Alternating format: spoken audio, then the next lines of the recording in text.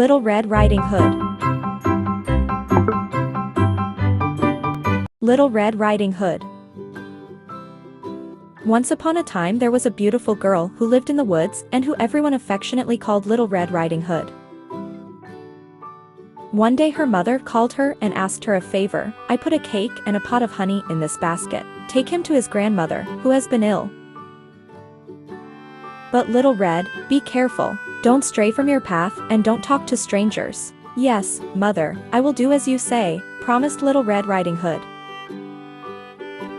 Little Red Riding Hood was walking along the path when, suddenly, she met the big bad wolf.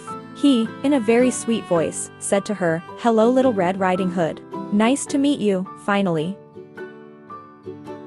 Little Red Riding Hood thought the big bad wolf was actually nice, contrary to what everyone said, even her mother. Even so, she answered him, "Sorry Mr. Lobo, but my mother forbade me from talking to people I don't know. But I am the wolf, the most popular of all the animals in the forest. There's no problem Little Red Riding Hood. Everyone knows me well. Where are you going with that basket?" "I'm going to see my grandmother and bring her a cake and a pot of honey." "Oh yes. And where does your grandmother live?" "She lives in a little house near the lake, next to a big tree." The wolf, already with his mouth watering, thought, I won't go hungry today."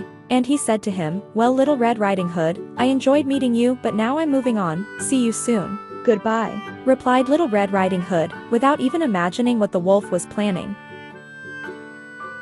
As the wolf was very smart and cunning, he took the shortcut to Grandma's house, in order to arrive before Little Red Riding Hood. When he got there, he knocked on the door of his grandmother's house. From inside the house, the grandmother replied, "Who is it?" And the wolf said, in a thin voice, "It's Little Red Riding Hood and I'm bringing you a cake and a pot of honey, Grandma." The grandmother, who was lying on the bed resting, replied, "You can come in, my dear, the door is open." The big bad wolf opened the door and, without making a sound, went to Grandma's room and ate her. Then he put on his clothes, put on his cap, put his grandmother's glasses on his nose, and lay down on the bed, covering himself very well with a blanket. After a few minutes, Little Red Riding Hood finally arrives at her grandmother's house. Seeing the door open, he entered and said, "Is anyone home, Grandma?" To which the wolf replied, "Come in, my dear granddaughter, I'm in the room." Then Little Red Riding Hood went to her grandmother's room. When he got there, he saw the big bad wolf, disguised as a grandmother, and thought it was her. Little Red Riding Hood approached the bed, but thought that Grandma looked different. Then he said, "Grandma, you have such big ears." And the disguised wolf replied, "They are to hear you better." And Little Red Riding Hood continued, "And you have such big eyes." To which the wolf replied, "They are to see you better." "Oh Grandma, you have such a big mouth. It's to eat you better," replied the wolf. And then he jumps out of bed to eat poor Little Red Riding Hood. But she managed to escape. The big bad wolf, who had already eaten his grandmother and had a full belly, didn't care and went to sleep. In the forest, Little Red Riding Hood found a hunter who was walking there, and asked him for help.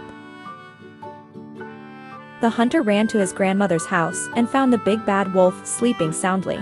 So, he approached and wham! He cut the big bad wolf's belly and took out the grandmother, who was still alive. When the wolf woke up, he saw the hunter and ran away, full of fear. Little Red Riding Hood hugged her grandmother and promised that she would never disobey her mother again. She, her grandmother and the hunter ate the cake and honey, happy that everything had ended well.